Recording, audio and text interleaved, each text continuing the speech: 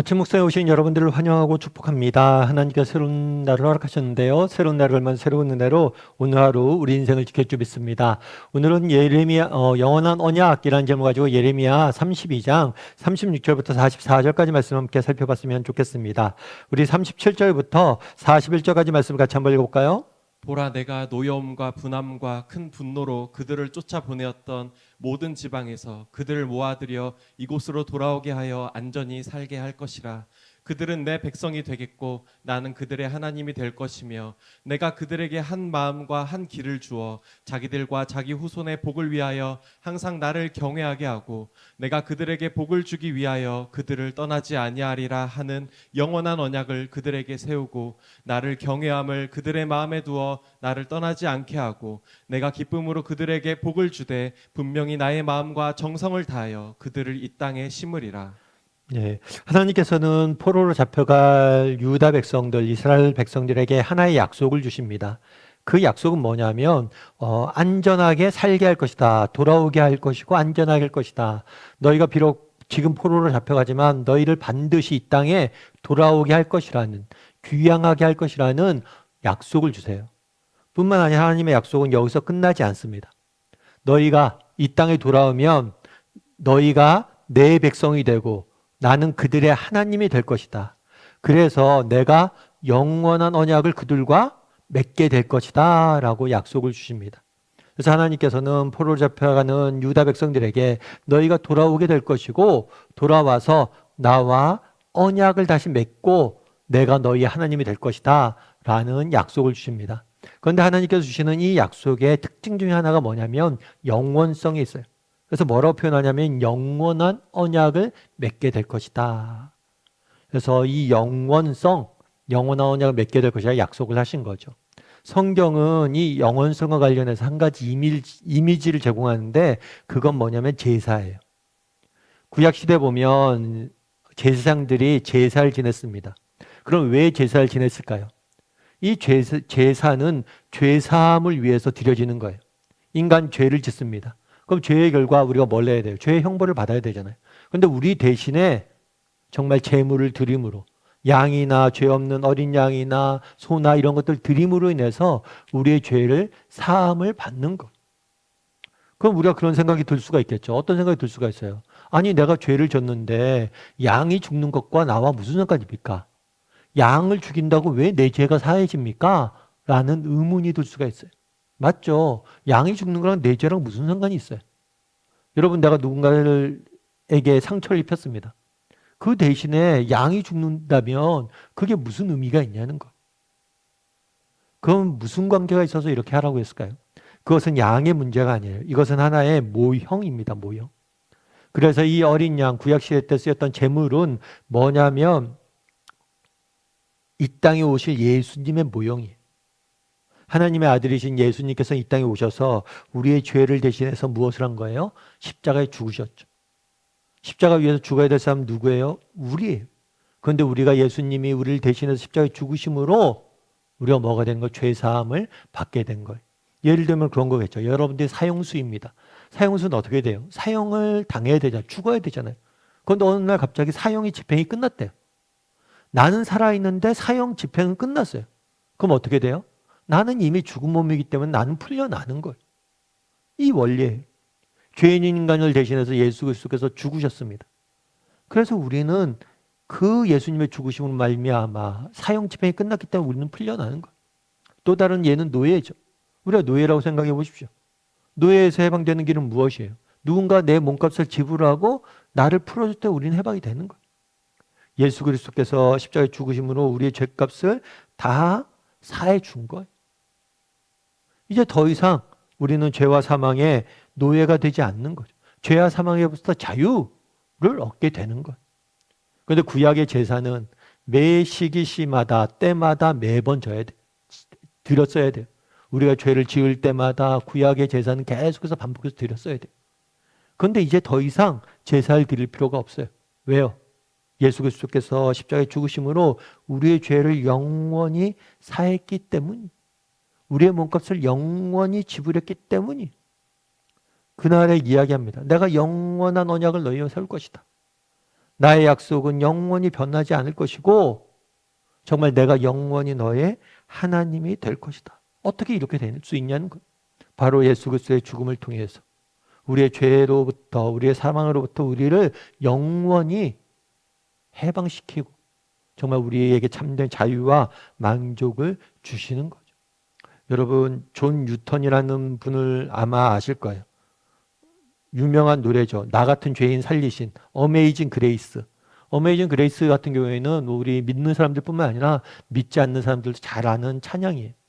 이 존 뉴턴이 이 어메이징 그레이스는 존 뉴턴이라는 분이 작사를 했어요. 그런데 이 존 뉴턴이라는 분은 원래는 누구였냐면 원래는 노예였어요. 노예 상인이었어요.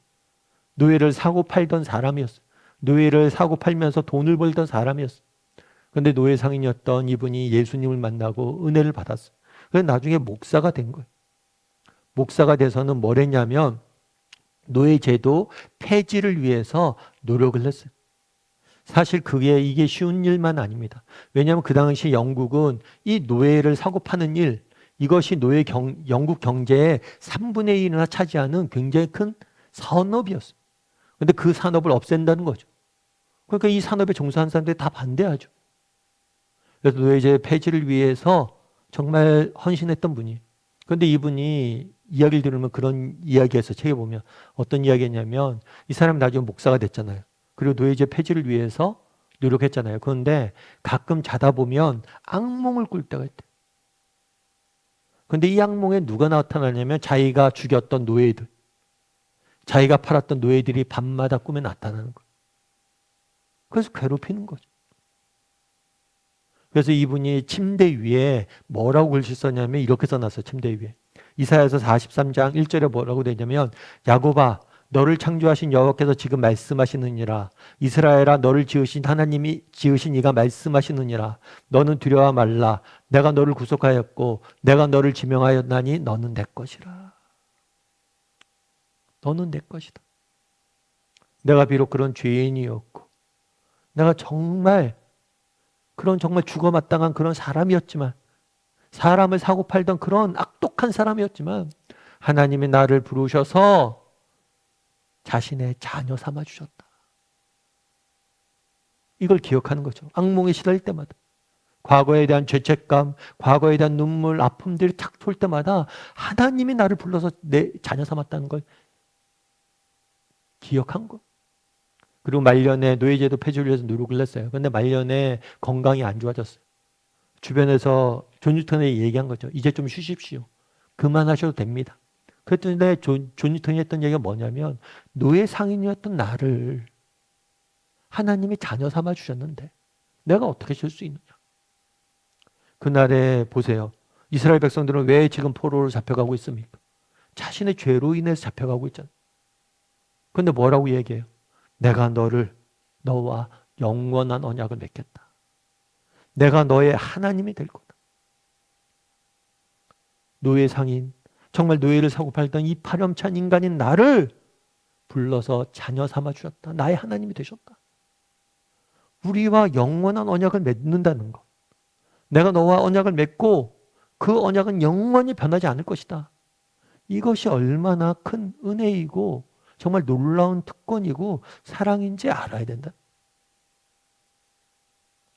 하나님이 우리를 위해서 자기 아들을 내어주시고 우리를 영원히 당신의 자녀 삼아주셨어요. 이것이 얼마나 놀라운 특권이고 은혜이고 축복인지 알아야 돼요.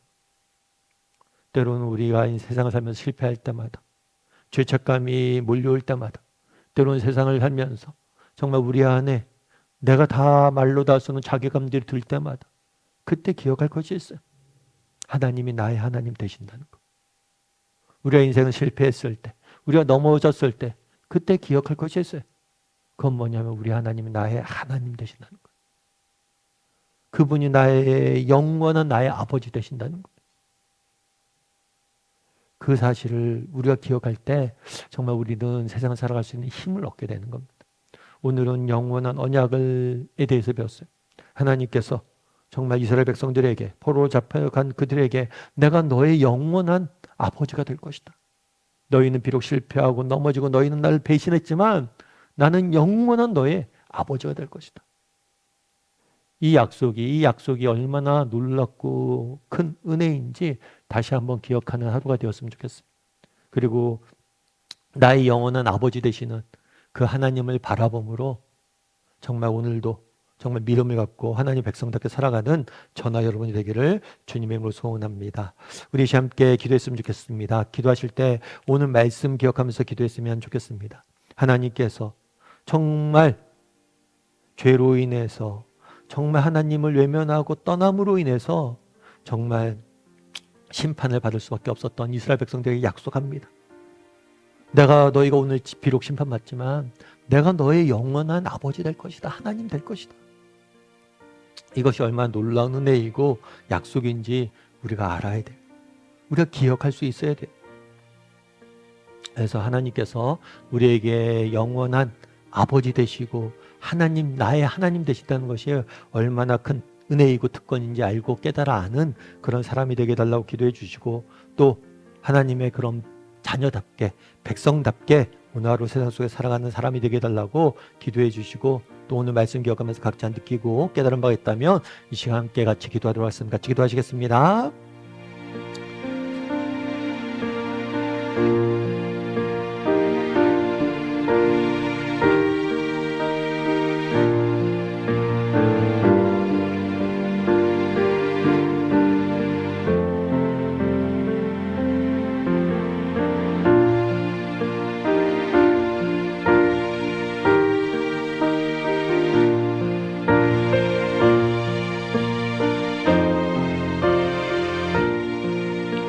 사랑의 하나님, 그날에 하나님께서 이스라엘 백성들에게, 포로로 잡혀가는 이스라엘 백성들에게 그들의 죄악으로 인해 정말 어쩔 수 없이 심판의 길을 걸어가야 됐던 이스라엘 백성들에게 내가 너와 영원히 너의 하나님 될 것이다, 내가 너의 영원한 아버지 될 것이다 말씀하시는 그 하나님의 모습을 살펴보았습니다. 이것이 얼마나 놀라운 은혜이고 축복이고 얼마나 놀라운 정말 말씀인지 우리가 깨달아 알게 도와주시옵소서.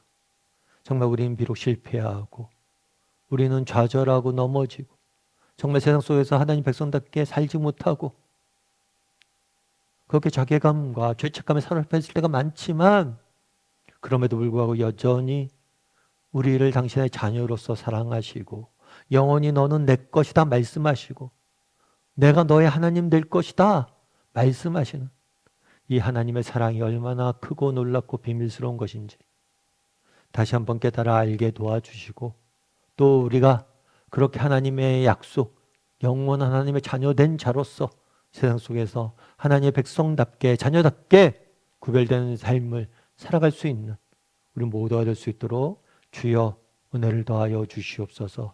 오늘 하루 우리가 얼마나 큰 사랑을 받았는지, 얼마나 큰 은혜를 받았는지 기억하는 하루가 되게 도와주시고, 오늘 하루 우리 함께 하시는 예수 그리스도로 인해서 승리할 수 있는 오늘 하루가 될 수 있도록 주여 붙잡아 주시옵소서. 은혜 감사드리며 모든 말씀 예수님의 이름으로 기도드립니다. 아멘.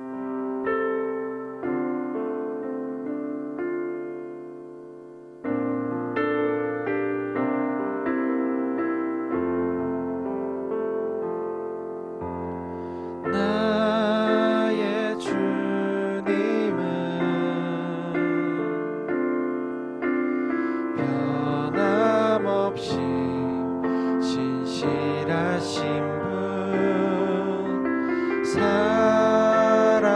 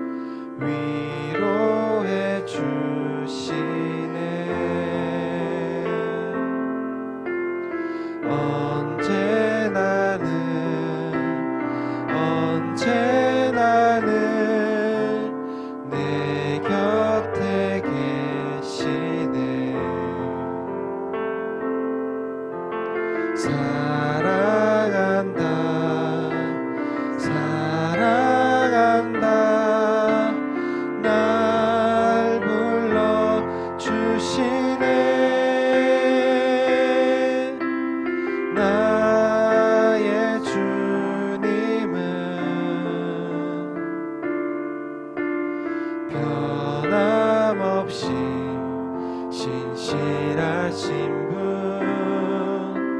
사랑한다고